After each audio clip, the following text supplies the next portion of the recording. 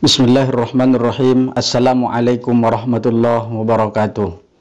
Alhamdulillahirabbil alamin. Kita bersyukur kepada Allah Subhanahu wa taala. Allahumma shalli ala sayyidina Muhammad wa ala ali sayyidina Muhammad. Kita ucapkan kepada ruh Nabi besar Muhammad sallallahu alaihi wasallam. Semoga dengan banyak mengucapkan sholawat kita pun nanti mendapatkan syafaat di hari kelak. Amin ya rabbal alamin.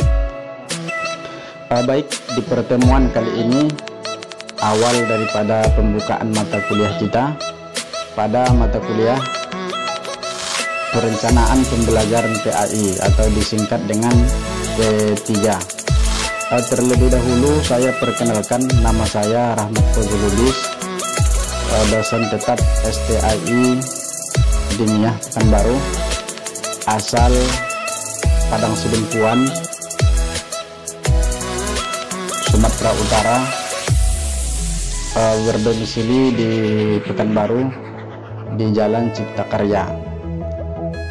Saya lulusan daripada SD Rimba Soping dan SDN Negeri Manegen. Kemudian masuk saya ke Pondok Pesantren Al Ansor Padang Sidempuan, kemudian menyambung ke Pondok Pesantren Darussalam Basilam Baru Batang Angkola, kemudian menyambung ke Pondok Pesantren Ma'had Darul Ikhlas Penyambungan Madinah.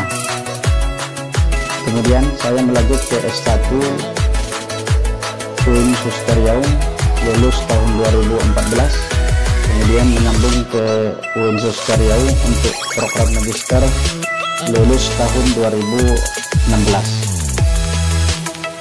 Email saya rahmatfazlulubis@48@gmail.com ya.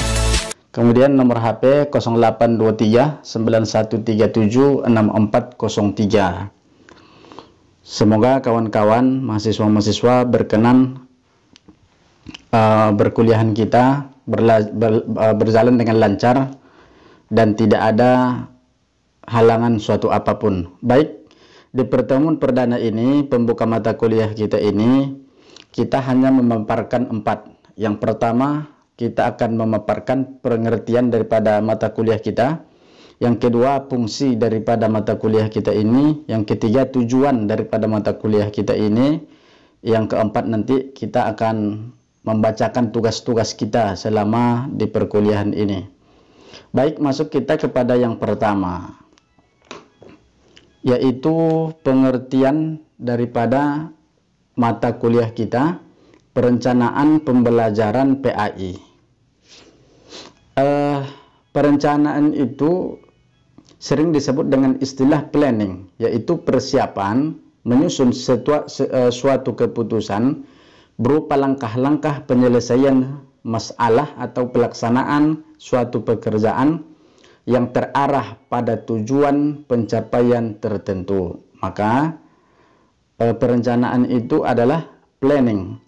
Misal kita mau pulang kampung, maka harus ada planningnya, harus ada rencananya. Kita mau kuliah, maka harus ada rencana. Apa rencana kita nanti ketika kuliah? Pulang kampung, apa rencana kita? Apa yang mau kita bawa? Harus ada planning di dalam pulang kampung. Ya. Begitu juga lah dengan pembelajaran. Maka ketika kita mau mengajar, sudah ada planning kita bagaimana cara mengajar, apa nanti yang kita berikan ketika kita mengajarkan pendidikan agama Islam. Itu kira-kira pengertian daripada perencanaan pembelajaran pendidikan agama Islam atau PAI, mata pelajaran PAI. Secara singkat saja ya. Kemudian fungsinya. Kenapa kita mempelajari mata kuliah perencanaan pembelajaran ini? Maka fungsinya, kata Umar Hamalik, ada 6, minimal ada 6. Yang pertama, memberi guru pemahaman yang lebih jelas tentang tujuan pendidikan sekolah dan hubungannya dengan pembelajaran yang diberikan kepadanya untuk mencapai tujuan itu.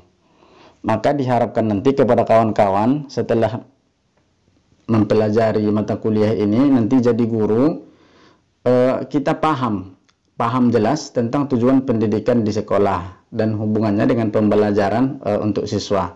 Makanya ada nanti rencana. Maka fungsi yang kedua mempelajari mata kuliah ini adalah agar kita nanti menjadi guru, membantu guru memperjelas pemikiran tentang sumbangan pembelajarannya terhadap pencapaian tujuan pendidikan. Ini penting kawan-kawan. Jadi kita nih memperjelas pemikiran, ya, apa yang kita berikan kepada pembelajaran untuk mencapai pendidikan, untuk mencapai tujuan pendidikan itu sendiri. Sedangkan fungsi yang ketiga adalah menambah keyakinan guru atas nilai-nilai pembelajaran yang diberikan dan prosedur yang dipergunakan. Dengan mempelajari mata kuliah ini, maka kita tahu prosedur yang akan kita pergunakan, dan keyakinan kita atas itu bertambah keyakinan kita. Kemudian yang keempat, fungsi daripada mempelajari mata kuliah ini adalah membantu guru dalam rangka mengenal kebutuhan-kebutuhan siswa. Jadi kita harus tahu nih kebutuhan siswa itu seperti apa. Maka 40 siswa kita, 40 kebutuhannya juga, serta juga minat-minat siswa. Kita juga harus tahu minat-minat siswa itu. Dan minat-minat siswa itu kan berbeda antara satu dengan yang lain.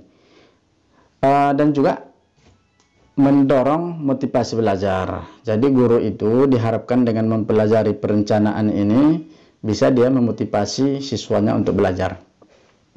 Sedangkan yang kelima, mengurangi kegiatan yang bersifat trial dan error dalam mengajar dengan adanya organisasi yang baik dan metode yang tepat. Maka nanti kalau sudah direncanakan apa yang kita ajarkan itu, apa metodenya yang tepat, kemudian nanti bagaimana kita nanti memulainya, diharapkan tidak ada lagi pembelajaran trial dan error. Trial dan error itu artinya mengulang-ulang karena kegagalan mencoba-coba terus, ya. Sedangkan yang keenam adalah membantu guru memelihara kegairahan mengajar dan senantiasa memberikan bahan-bahan yang up to date kepada siswa. Jadi antara kita mengajar, di hari pertama kita tidak mempersiapkan apa-apa, tidak mempersiapkan perencanaan. Mengajar ya mengajar saja. Akan beda hasilnya dengan hari kedua. Sebelum kita mengajar, kita persiapkan metodenya, kita persiapkan segala sesuatunya, kita persiapkan materinya, kita persiapkan apa yang dibutuhkan oleh siswa, itu akan berbeda hasilnya. Maka guru itu seharusnya memberikan pembelajaran kepada siswa yang up to date, ya. Jangan contohnya itu saja. Dia harus bisa dengan up to date. Itu masalah fungsi daripada mempelajari mata kuliah ini. Kemudian, apa tujuan mempelajari mata kuliah ini? Bahwa kawan-kawan, tujuan yang paling mendasar daripada mempelajari mata kuliah ini adalah bahwa sebuah perencanaan pembelajaran itu adalah sebuah pedoman atau petunjuk bagi guru, serta mengarahkan dan membimbing kegiatan guru dan siswa dalam proses pembelajaran. Setelah kita baca-baca berbagai referensi, setelah kita telaah bahwa mata kuliah ini sangat erat kaitannya dengan kita sebagai seorang guru dan juga harus kita pelajari. Maka oleh karena itu kawan-kawan, adapun judul mata kuliah kita, judul makalah-makalah kita pada pertemuan satu semester ini ada 16 dalam 16 tatap muka. Maka kita juga menyusun makalah mandiri, ya, satu-satu orang di setiap pertemuan. Nanti judul makalah yang 16 ini kita tak bisa bacakan di sini karena akan memakan waktu yang lama. Nanti akan kita share di video yang kedua.